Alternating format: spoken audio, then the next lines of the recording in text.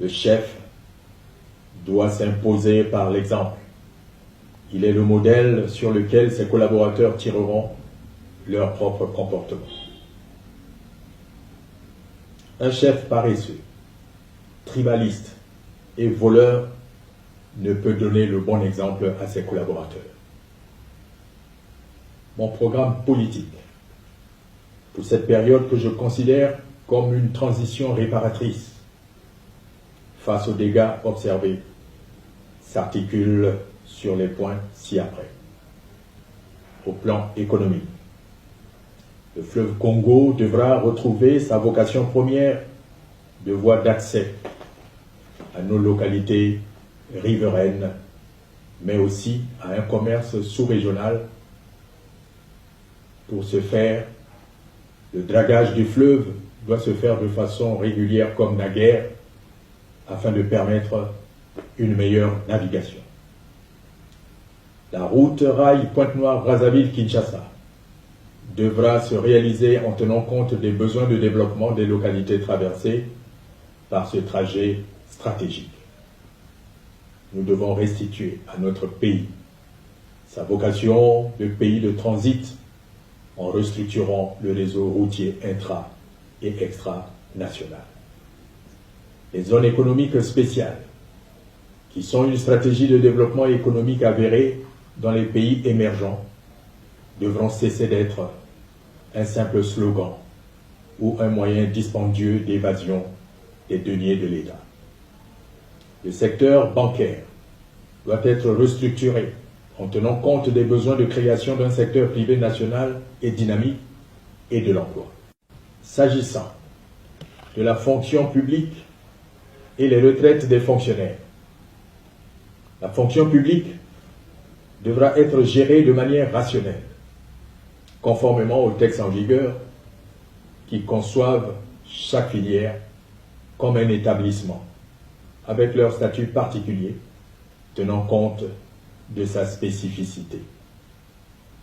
L'édiction régulière d'un tableau de bord de la fonction publique, réalisé en lien avec le ministère du Budget et les caisses de retraite, permettra une meilleure gestion au quotidien des carrières, des mises en disponibilité et des retraites, afin que les procédures de gestion des carrières ainsi que des retraites cessent d'être le fait des usagers, mais de l'ordre de la responsabilité de l'État.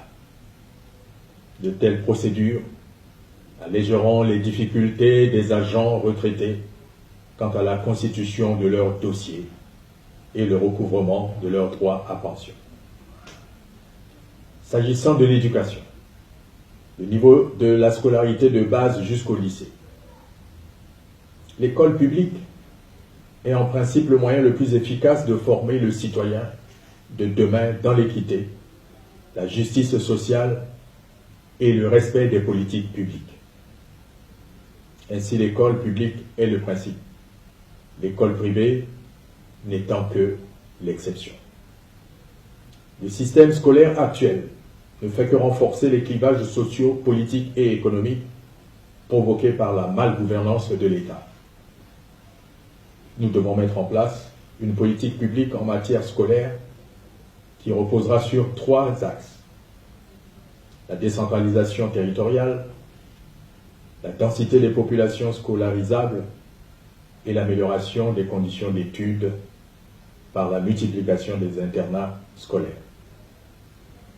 Le principe de la scolarité obligatoire jusqu'en classe de 3e doit être strictement respecté.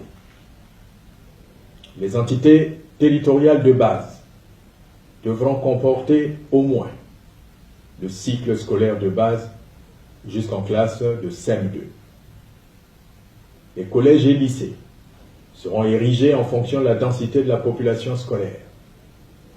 Le principe de l'internat au lycée permettra une meilleure préparation de l'élève à accéder à l'université et aux écoles supérieures. Le statut des personnels enseignants sera revu afin d'intégrer les dispositions incitatives à ses vocations. Les écoles privées, ainsi que je l'ai dit, doivent constituer une exception soumise à des contrôles et qualités.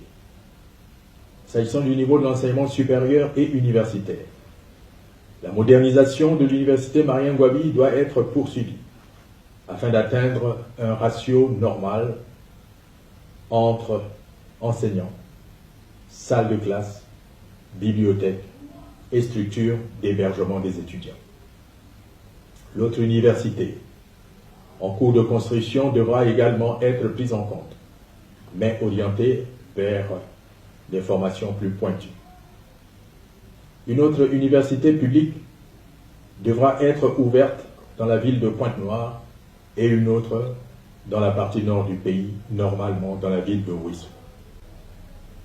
S'agissant de la santé publique, la politique de santé publique reposera, comme celle de l'enseignement de base, sur le principe de la décentralisation en ce qui concerne les structures de base et la prise en compte de la densité de population en ce qui concerne les hôpitaux.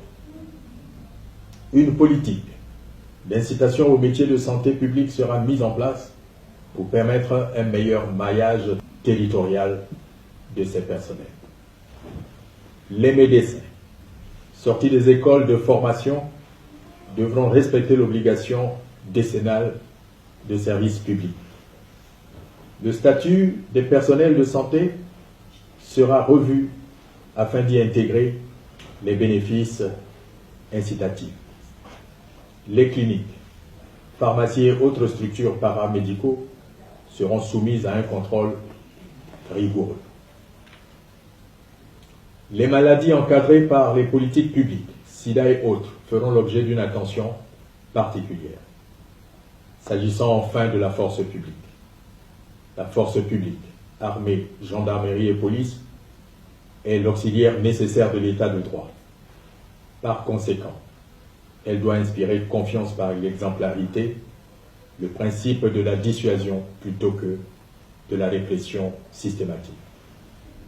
Vu l'état de cette force, victime de mauvaises politiques de recrutement, de gestion de carrière et d'usage qu'en ont fait les politiques, un reformatage de ce domaine de l'État s'avère nécessaire.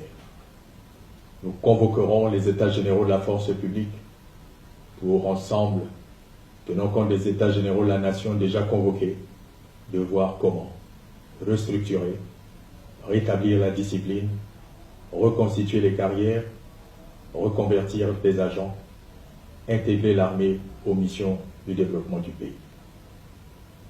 Mes chers compatriotes, tels sont les grands axes de la politique que j'entends mettre en œuvre pour sortir notre pays de la situation actuelle.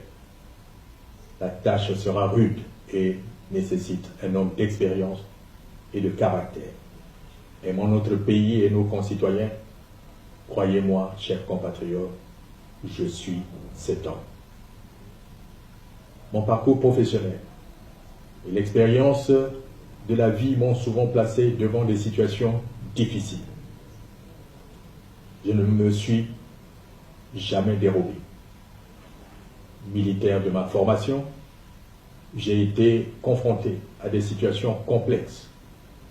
Je sais gérer les situations de crise. Et surtout, j'ai toujours préféré éviter des guerres plutôt que de les gagner.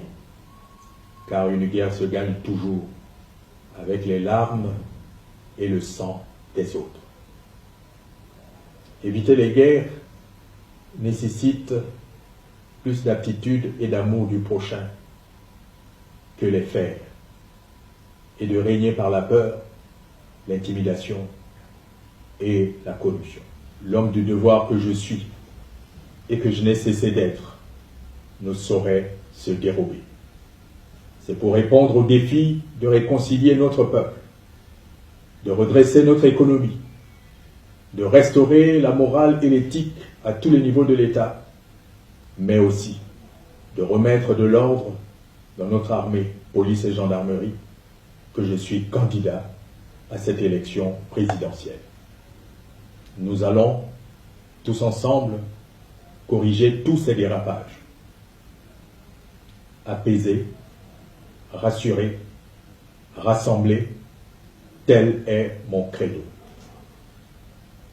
L'état de la nation, hérité du long règne d'un régime dont les signes annonciateurs de la fin sont patents, commande de révisiter notre société et la mémoire collective afin de trouver les ressorts éthiques et moraux d'une nouvelle gouvernance efficace et apaisée.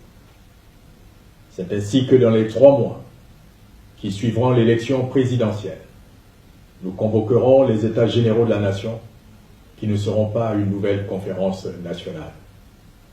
Il s'agira, sur des questions précises et préalablement arrêtées, de permettre au peuple de se prononcer sur base d'éclairages pertinents, de sachants, afin qu'un cahier de charges soit dégagé à l'attention du gouvernement.